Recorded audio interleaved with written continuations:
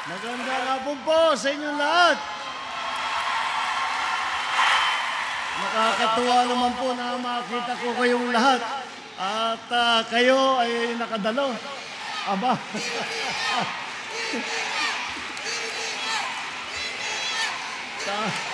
Mukhang campaign period na talaga rito sa Cavite.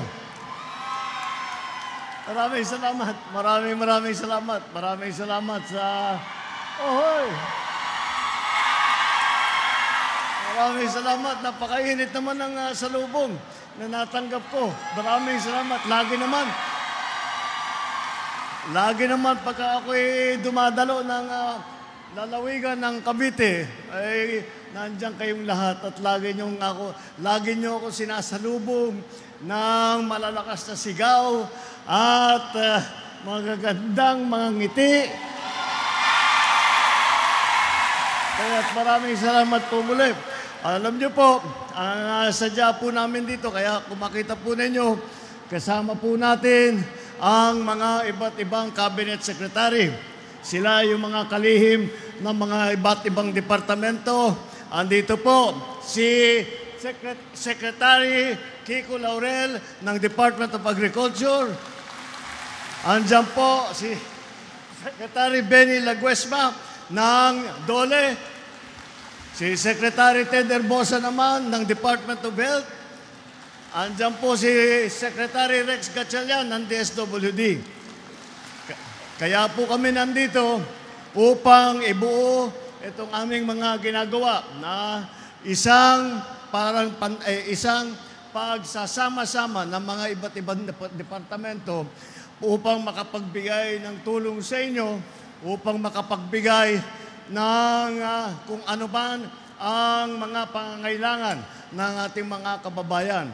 Alam niyo po, ang nangyari po sa ating pamahalaan ngayon, ang aming ginagawa ay kinilala kagad namin na hindi siguro kaya ng isang departamento lamang ang problema na hinaharap ng taong bayan.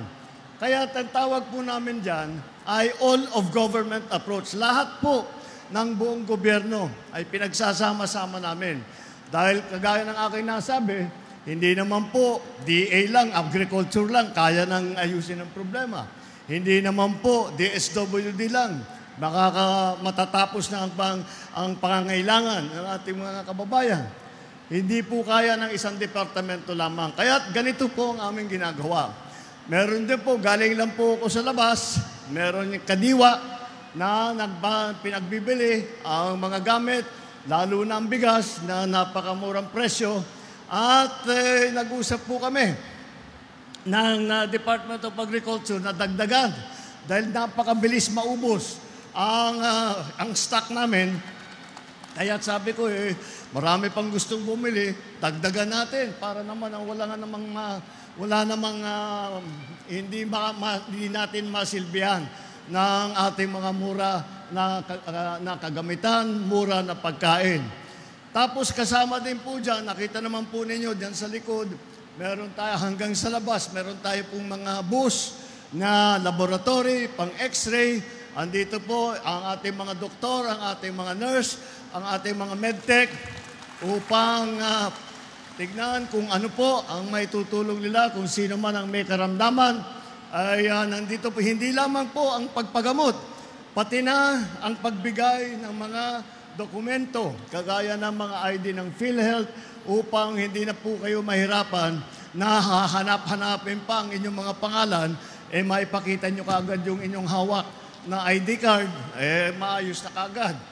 Bukod pa ron, ang 4Ps naman, ang report sa akin ni Secretary Rex Gatchalian, ay mag-graduate na ang karamihan ng 4Ps.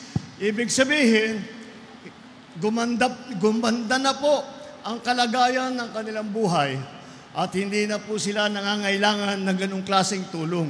Ngunit, patuloy pa rin. Kahit na nag-graduate na sa 4Ps, meron naman tayo ang proyekto ng DOLE. Andito po ang parang job fair. Ang job fair ay doon naman sa labas, meron tayong mga livelihood project na nanggaling sa TUPAD. At ito po ay upang tumulong sa mga nawalan ng trabaho o gustong magsimula ng kahit na mga kung ano-anong negosyo ay tinutulungan natin. Doon sa labas, puro sewing machine ang nakita natin.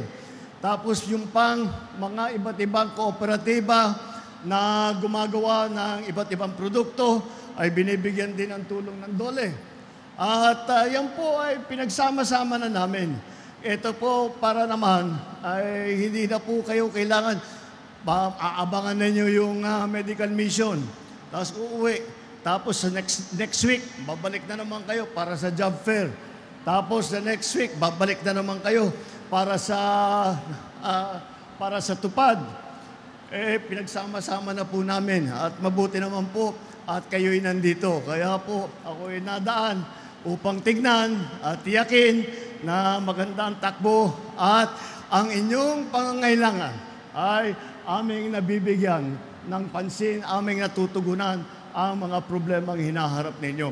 Asahan po ninyo at ang inyong pamahalaan ay lagi pong nandito, lagi pong nag-aalalay po sa inyong lahat at asahan ninyo, hindi po kami aalis hanggat kayo ay nangangailangan ng tulong galing sa pamahalaan. Nandito po kami lagi. Maraming salamat po. Magandang hapon po. Mga Pilipinas, Cavite. Maraming salamat po.